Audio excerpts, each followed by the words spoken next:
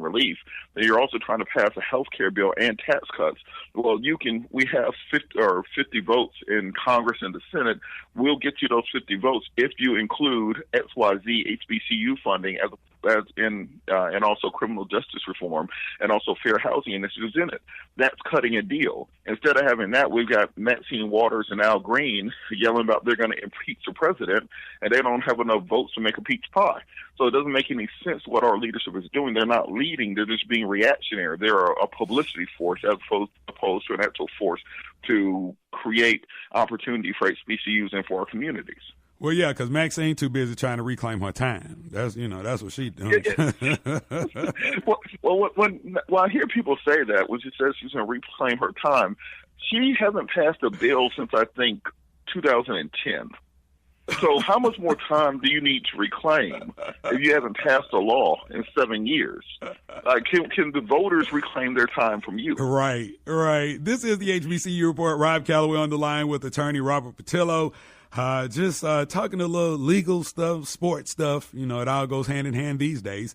Shouts out to Dennis Schroeder, Atlanta Hawks point guard. Hey, man. People, Passion, and Politics, 1 to 4 p.m. is the show, 1380 WAOK and WAOK.com. Check him out. And finally, I got to ask you about this, Rob, before I let you go.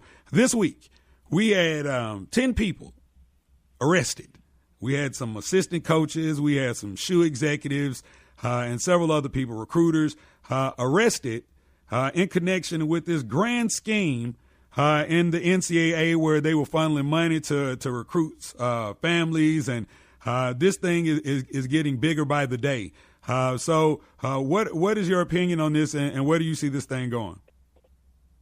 Well, it's only going to get bigger. Any of us who have ever worked with highly recruited college athletes or professional athletes, if you go to the bar after the meeting and talk to them, they will all tell you about the stories of how they were getting recruited.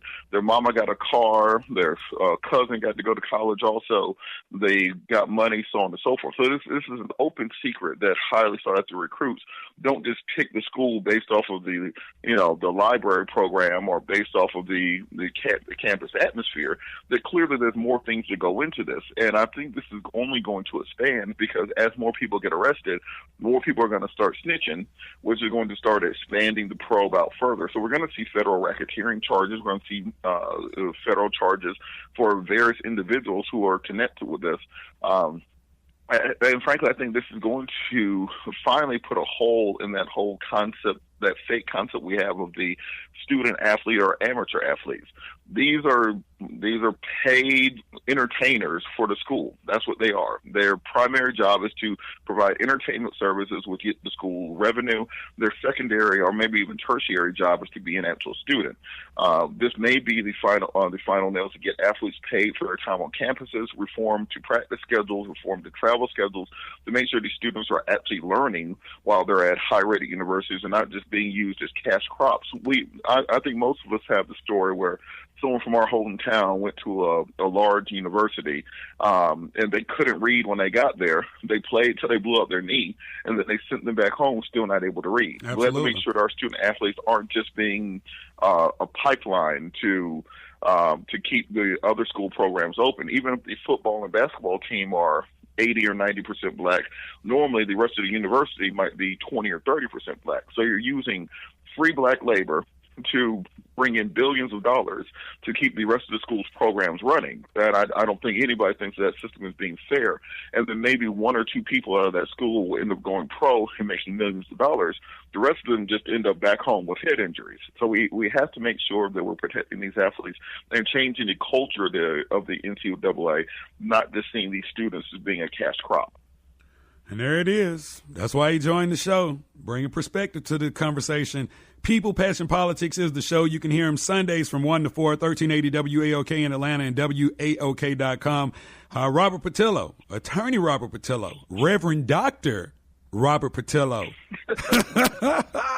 You know, I had to get that in there, Rob. That's our little inside joke. But thank you for joining me, brother. And I appreciate everything that you do in the community and everything that you do on Roland Martin. I see you smacking back, clapping back on Fox News, the perspective you bring on CNN. We really appreciate it, and it always makes me feel good because I know you personally. So, it's always good when you see somebody doing pretty well, man. So, thank you.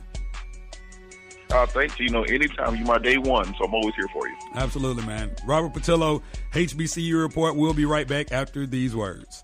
Take a look under your bed. Find stuff under there? What about jobs? No? Now try your basement. There's a pair of overalls that overall you're not so into anymore. A perfectly good laptop that hasn't sat in your lap in months. And even more stuff, but still no jobs? Well, you really have both. See, stuff is defined as household articles considered as a group. Sometimes this stuff is no longer needed. Wait, no longer needed? That can't be right. Because remember those jobs you were looking for? Those are really needed, and they're the stuff inside your stuff.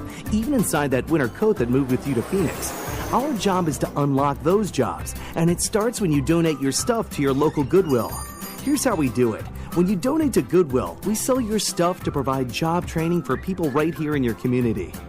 So just by teaming up with Goodwill, you help create jobs. And isn't that worth parting with the leftover keytar from your 80s cover band? Goodwill. Donate stuff, create jobs. Find your nearest donation center at goodwill.org. A message from Goodwill and the Ad Council. From Clark, Atlanta to Morehouse to Spelman. It's the HBCU Report with Bob Calloway. All right, this is the HBCU Report. Rob Calloway putting a wrap on this week's show. I'd like to thank you guys for checking us out. In case you missed us, you can always go back via Spreaker.com and relive each and every moment of this week's show. You can check us out via the 2 Live Stews Radio Network, or you can check us out via the HBCU Report and Spreaker.